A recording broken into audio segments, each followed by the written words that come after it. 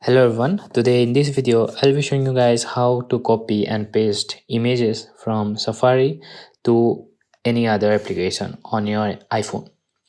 So in order to do that, first you need to open your Safari application and find a photo or image you want to share to another application.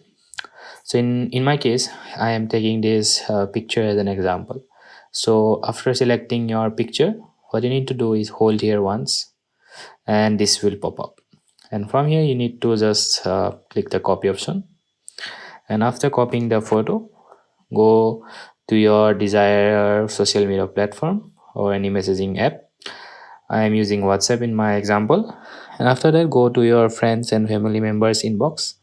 And here, what you need to do is paste it.